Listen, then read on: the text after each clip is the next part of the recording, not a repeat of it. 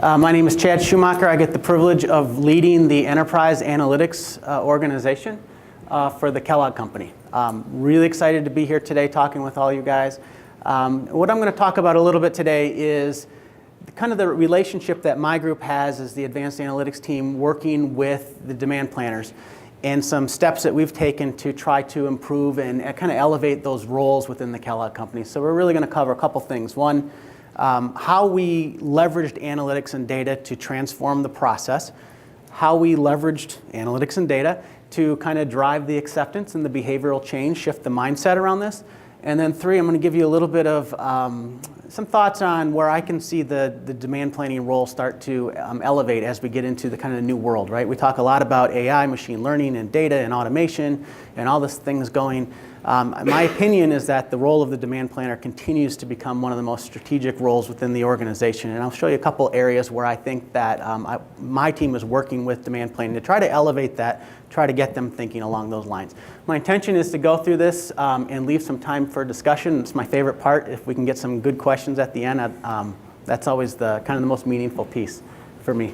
So just real quick, I am with the Kellogg company. I've been with the Kellogg company my whole entire career. This is a great company to work for. I love working there. I've been there over 20 years now, and we're based out of Battle Creek, Michigan, which isn't a great town, but we have lots of, it's not, but we have lots of offices. We have office space in Chicago and in all over the place, San Diego, Denver, Philadelphia, all kinds of places. So it's good. We get out to see the world quite a bit. We're a global company.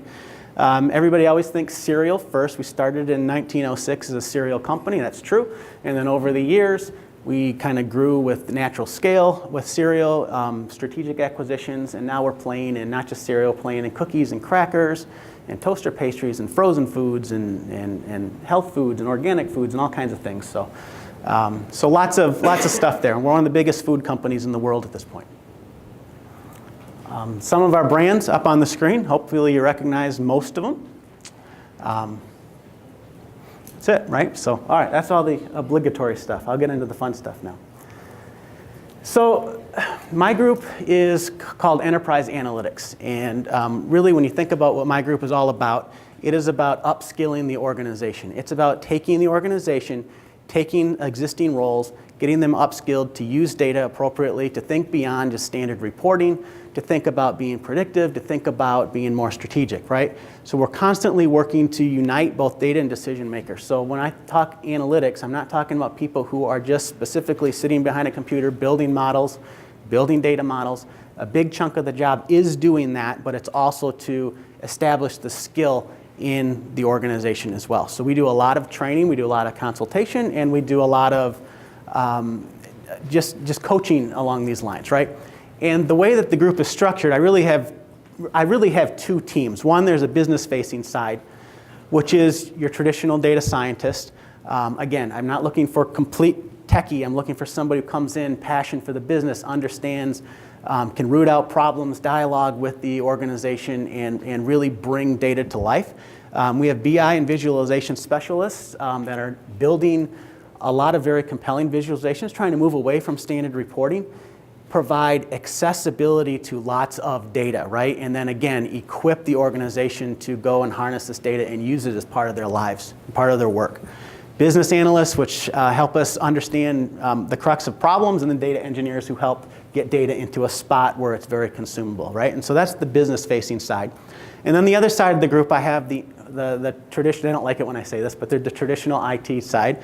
And they're working on things like making sure the platform's stable, getting data ingested into the system, the architecture, all of this stuff, right? Getting solutions when we have projects and we need to sustain something, getting it out, delivered, and over to sustainment. And that's what that group is doing. And in that group, you'll see people like solutions architects and data architects, product management, which would own the various product details, right? And then delivery leads, which would be handling capital projects that need an analytics component or a data component that needs to be delivered and sustained. Okay, and so that's what my team looks at. So the Kellogg company has, obviously they made the investment in analytics, they made the investment in data. Now the big thing is, in the industry you're hearing a lot of terms now like digital transformation. Everybody hearing that term? We are aspiring to be a very digitally transformed company. which basically means that there's visibility and transparency from end to end across all facets of the organization, right? Whether in marketing, I should have all access and visibility to everything that's being done in terms of what those marketing tactics are. Same thing within sales, right? Same thing within the supply chain. And the end game for a digitally transformed organization is to be very nimble and to be very agile and to really have that connectivity end to end.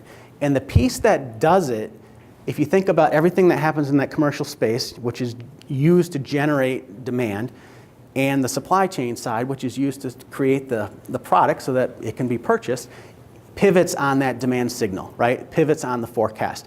And so the notion of forecasting becoming more important in a digitally transformed organization is completely obvious to me, right? So many organizations today have a process in which they're collecting sales inputs or marketing inputs, and then there's probably some statistical process, there's probably a consensus process. It probably gets released maybe through a series of meetings where you have supply chain professionals meeting with commercial professionals, which are debating back and forth on what the number should be and all of that stuff. That's not going to fly in a digitally transformed world, because as we decide to pivot quickly in the marketing space to drive demand, we want to see what the implications downstream are going to be right away, as fast as we possibly can. And so what my team is trying to do in the demand planning space is to, one, show that we can actually get there, right? Show that this is possible, that it's applicable, and that we can actually get there. And two, shift the mindset to accept it, right? We have to move away from, I have to spend my time scrubbing all of these forecasts. I need to understand what the forecast is. I need to understand what the limitations of those forecasts are and how to appropriately work with it to make the right types of decisions. So when we got involved with this, we realized that we needed to do some things right away. I show you on here a graph of historical data. When I'm talking demand, I'm really thinking marketplace demand. I'm not thinking what we're trying to ship. That's supply side. I'm really thinking marketplace demand. And that's another thing that organizations sometimes need to shift, and our organization needed to as well. We started to take a look at what we plan to do from a business standpoint, and we started to look at the various forecasts that were coming in. And I always use that forecast, right? I had 4 forecasts that you could use at any given time. There was a finance forecast, there was a marketing forecast, a sales forecast, and a supply chain forecast. And all of them looked a little bit funny, right? All of them looked a little bit biased high at the end of the day. And so the question would come to be, which of these forecasts is right, which ones are accurate? And it's like, I really don't know. It depends what you're trying to do. And all of them look like they're biased high. And so this is the point that I was making earlier. If you're going to do this, you've got to be trusting these forecasts.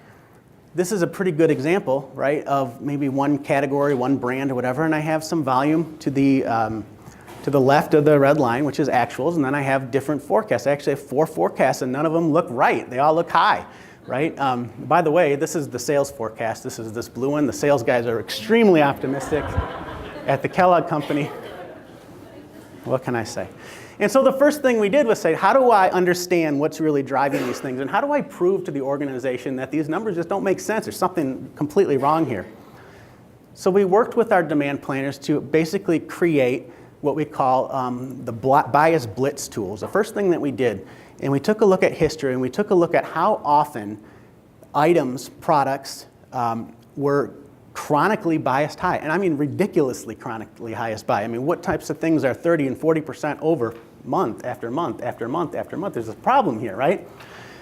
And so we were able to go and kind of visualize what this looks like, and then furthermore, we were able to give demand planners and we got the business unit presidents to sign off on it to say, look, guys, go in, take these forecasts down. Doesn't matter the reason, you have to take these forecasts down. And that was good to get kind of the ball started on what analytics can do and data to try to improve this process. But it didn't address the fact that we actually have a chronic bias is a problem, right? We can't go through this all the time. We can't just go and say, hey, take your forecast down. It doesn't make sense. Let's get that rooted out in the first place. And so that business-facing side of my team started to get into their art of the possible mode, in which they start figuring out, how to tackle a problem. And they do it by, lots of research. They do it because they've got the historical background. They do it by coming to conferences like this and talking to experts and listening and learning and trying. So what I'm going to share isn't something that happened overnight. It happened, throughout time, and there was a lot of starts and stops along the way. And the other thought that we had to educate on was that when you start a demand planning process, everybody always thinks, well, you got to have the right model. Well, we've always had a model, but it's always been one model, right? It's been a low-level model or a medium-level model, and it's just one model, or it's one historical software package which has a configuration of 2 or 3 different models, and that's it. And so we really believed that we needed to do more than just one model. We needed a process, and it needed to be developed and owned by people who kind of knew what was going on in the business, and this is where the data scientists and the demand planners started to partner.